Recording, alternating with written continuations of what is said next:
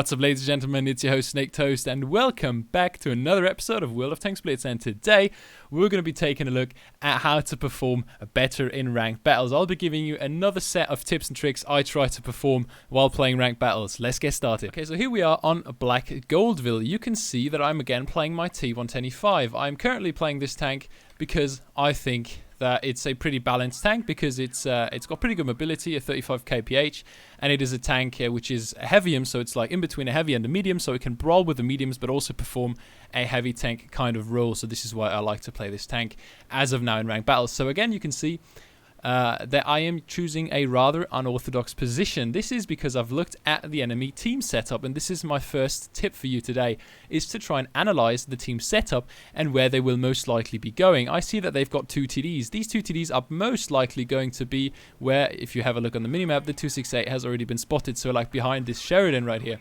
So I know that if I go here, I'll be hold down and I'll most likely be able to farm guys which are either sitting there where the Progetto is or which are on the medium side. So here I know I am hold down and the enemies are pretty unlikely to go into the town and to get into a position where they could counter me. So this is what I'm doing here. Also, have a look at the trades. I took 300 damage, but I got into an advantageous position. However, here I got a bit unlucky. I didn't manage to actually spot the grill, so he managed to put his HE shell into me before I could fire back at him. And this is also leading us to my second tip I've got for you. The second tip I've got for you is the trades.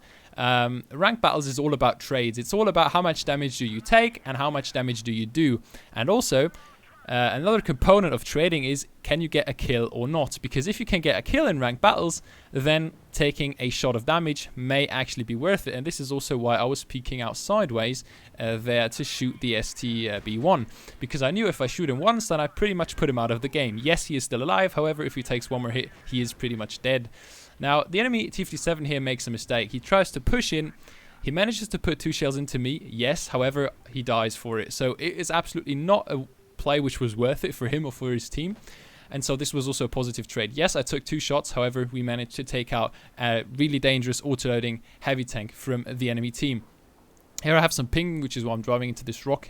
Anyways, let's have a look at the third tip. The third tip I've got for you is to react accordingly to the situations. So what is the current situation? I see this STB run away here. I get unlucky that that shot misses, but you must have some situational awareness. You must always be aware of what is going on around you. Now, have a look. I've just popped my reactive consumable kit. Why did I do that? Well, I know that if I'm going to peek out to the right side and kill this Sheridan, that most likely the Sheridan on the left is going to peek me. And if that Sheridan on the left is going to peek me and pen me, he's got 560 alpha. So there are big chances he's going to kill me unless I use the reactive armor kit. And so even if he was to penetrate my armor, he would be very, very unlikely to kill me. So this is what I'm doing here. Nice shot. Managed to take out the Sheridan. And now this is a 3 versus 2 situation where we've got a grill at 700 HP, a Death Star, which is pretty much a one-shot, who luckily manages to take out this Progetto, and now it is one grill against 3 of our guys. Now, why is this battle not won yet? Well, the thing is, this grill can one-shot our grill, it can one-shot me, and it can also one-shot the FE183. So what is important in this situation is to play with your team, is to coordinate your actions. So I'm not going to be going out to this grill through the right side and let him kill me. I also didn't want to do what our grill just did, which was to go out alone and then die. This was very much not worth it by this grill. What I'm rather going to do here is I'm going to stay back. Why am I doing this? Well, the thing is, I cannot really go in. If I go in and I take 1 HE anywhere on my tank, unless maybe the turret mantler, the gun mantler, I am dead. So what I'm rather doing here is I'm sitting back. I'm sitting back and I'm playing it safe. I know that I am going to be able to spot this grill if he goes to the bush, and this is exactly what he does, and I managed to punish him. Now he's on 877 hit points, which means he is a one-shot for our Death Star if he manages to pen him even with AP, unless he gets very, very unlucky. So another thing I'm doing here, I'm playing smart. Why am I playing smart? Well, I'm going into the proxy spotting distance. The proxy spotting distance is 15 meters, so if any enemy is 15 meters away from you, you are going to be able to spot him regardless. So the grill gets spotted and we take him out. So play with your team, try to play smart, don't rush in, and try to just make the number advantage work. Number advantage, which means have more guns on your side than on the enemy side, and try to just make this advantage work. Another example here, we're playing on Himmelsdorf. the enemy team has got an STB, a Progetto, so they've got 2 mediums, which means that they're not going to be very strong on the medium side. We've got 3 mediums and us going here plus 2 TDs, so we are going to win this right side. Now, what is happening?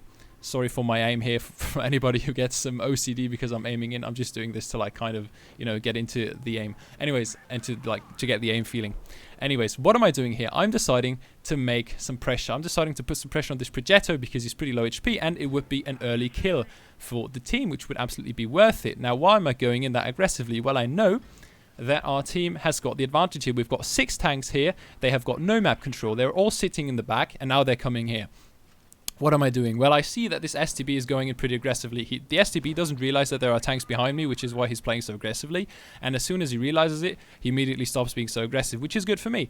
Now, I also know that the enemies are going to try to put some pressure on me here. So I'm rather going back. I'm trying to play it more safely. And I'm trying to just have good trades. Now, again, I took 1 shot by the Kranwagen. Why was that an advantage for me? Well, I know that this Kranwagen fired 3 times, so he's reloading now, and by tracking him, he can't get away that quickly from me, and I'll be able to put in a 2nd shot. Now, I was a bit slow here. I was actually going to try to face hug him to make it harder for him to pen.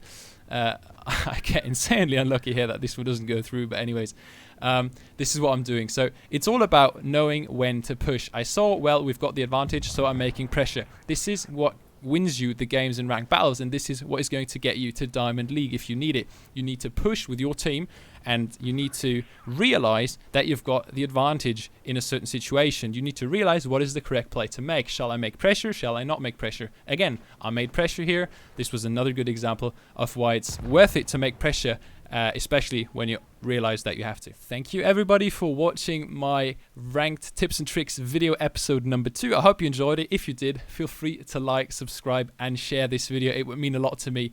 I would like to thank each and every one of you for watching this video. Write some comments if you want to. I'll have a look at each and every one of your comments just as usual. If you've got any recommendations, suggestions for any new videos, just pump them in the comments. I'll be happy to read them. Thank you for watching everybody. I hope you enjoyed this video. Snake out.